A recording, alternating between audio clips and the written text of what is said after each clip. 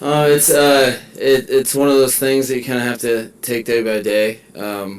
Though there has been improvement as far as how much improvement there'll be. Um, uh, by game time, you'd have to ask his ankle. So I don't speak ankle, so I don't really know. It doesn't look severe in terms of broken or an IR thing. For sure not broken, and it's one of those issues. Ankles are finicky, so you have to. They're definitely case by case, but I know he's doing everything he can to get ready. You talked a lot about the component of speed that you guys have. Saw it for the first time in a real game on Sunday. Can you talk about what you saw, obviously beyond Jalen Waddle's touchdown, but what it is to coach it and what is it to coach against it and the team is? I think it's a wonderful tool and resource that, assuming that you can't just be a fast guy. When you're fast and you can play strong and you can have a diverse route tree, it's an issue because you can expand the field in the same amount of time more than other teams, so that puts stress on the defense. None of that stress even matters unless you have a group of guys working together, so that you have time to throw the ball, you make the correct progression, the coaches call the right plays to put players in successful situations, and all of that. So it's not by itself, but it was cool to see those guys running around and playing within the timing of our offense, which helped us on the success we did have.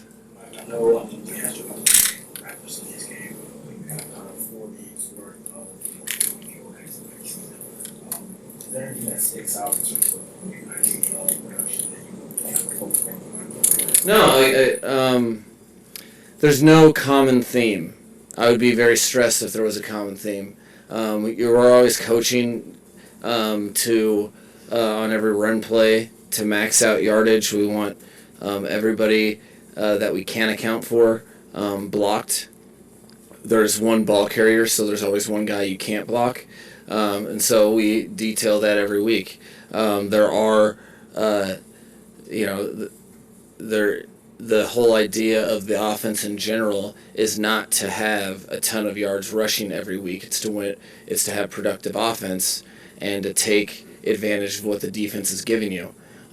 So I think there will be games with that type of effort. There will be games that against a different nucleus of run defenders, we may have more yards rushing.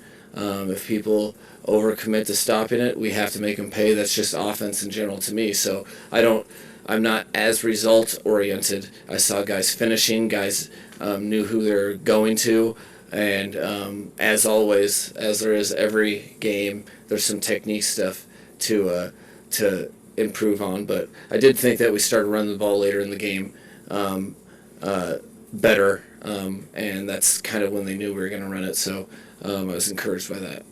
Question about the tackles, if I could. Teron was obviously a little banged up, and Greg too. What was that like trying to keep all that together on Sunday? And do you expect both those guys to be available?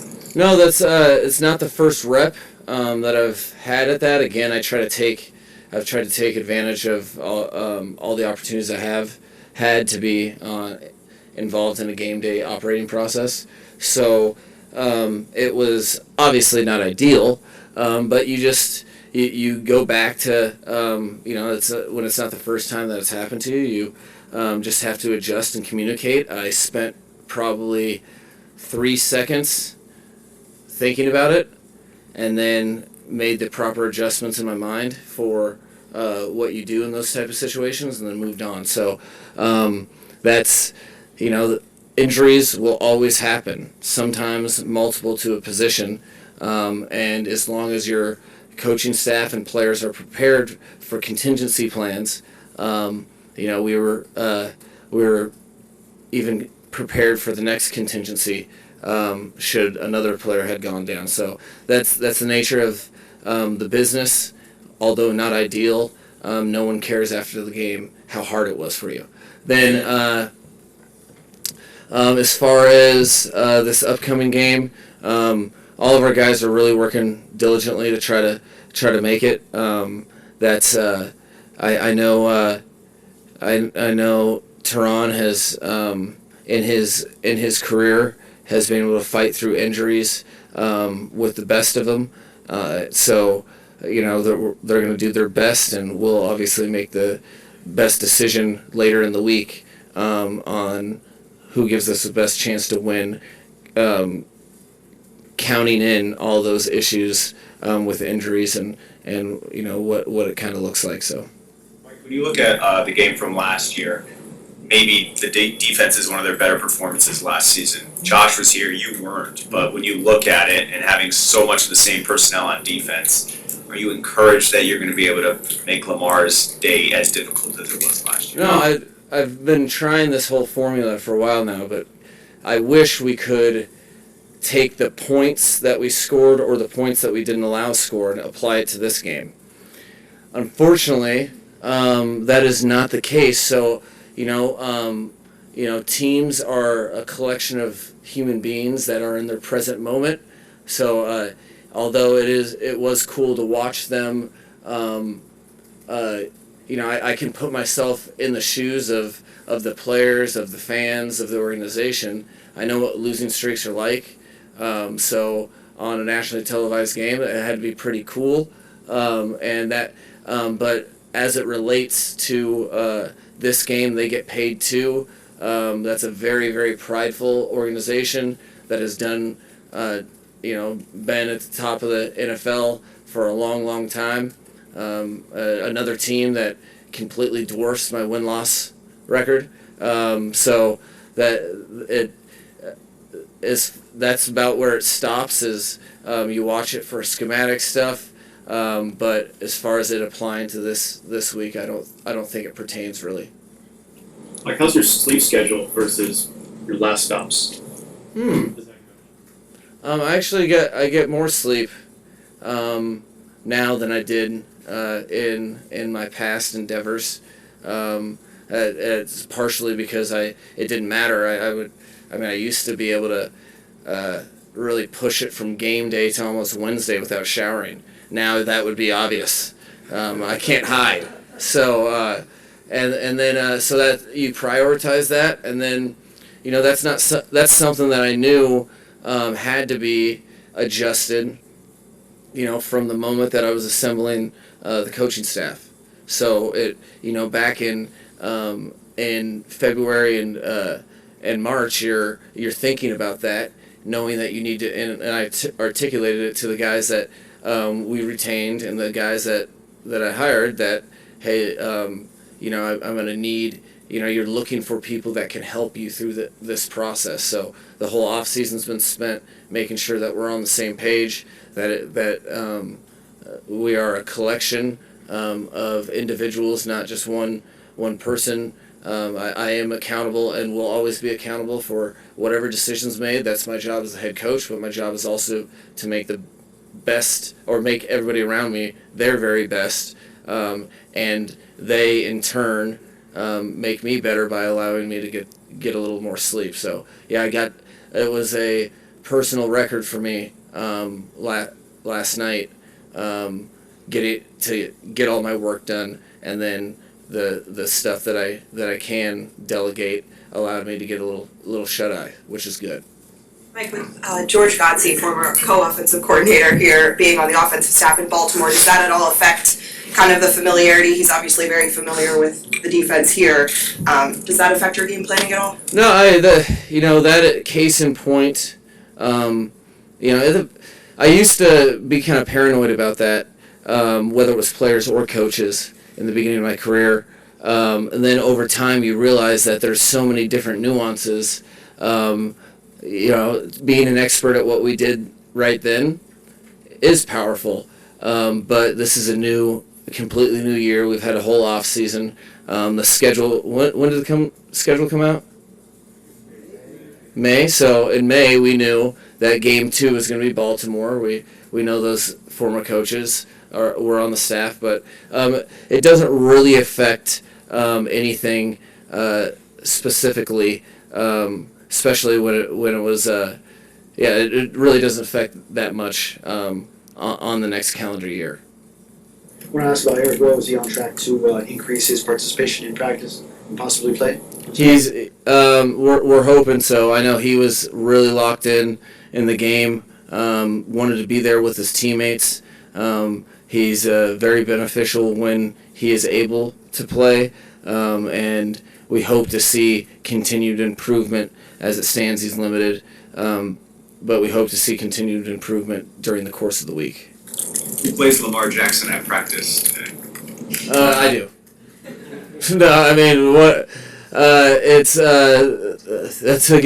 part of the delegation process. You try to use a couple different people, but the bottom line is you're not going to replicate it. That's part of the shock and awe on game day when you are, he's, the most dynamic athlete for sure at that position. He's continued to develop his pass game skill set, which you guys saw a little on display in the second half of the Jets game. So regardless of who it is, I'm not going to put pressure on one person and put them on blast in the media. But we'll just say it's a collection of individuals because it takes a collection of individuals to stop them. Mike, when you looked at the film from the New England game and you saw Kohou play 18 snaps and have the production he did, what did that show you? Well, hopefully it showed you guys that we're not all crazy working around here. It was something that, I was happy for him as a rookie.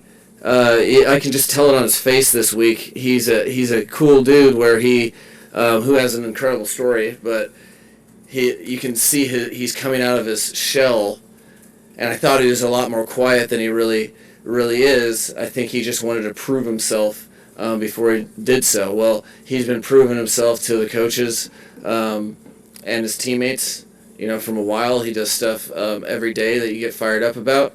And, I think he acknowledges his situation as well, where it's cool to make some plays. You should gain confidence, but no, as a rookie, it's more about, okay, there's something that's going to happen that you're not gonna like.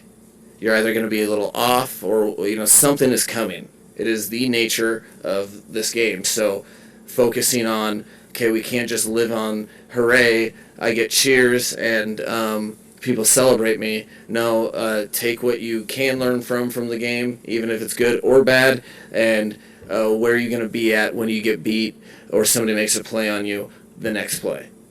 Mike, what's so fascinating about Sunday and a big decision for Josh is whether to use obviously the same strategy that was unique, that worked so well in the Thursday night game. We're not going to know that decision until obviously game time Sunday, but will you give him input on whether you think he should? Do you defer to him and say you do what's best, or will you offer your thoughts on that when you meet with him this week? No, that's kind of the way I look at being a head coach in general, is that I want people to own everything as though they are the head coach of whatever position they're doing. So for Josh, I see him as the head coach of defense. That being said, it's important, and that's what we work on weekly, to have a relationship. We talk through a lot of different things. Ultimately, on game day, when something happens, it's under the pretense that I'm approving it.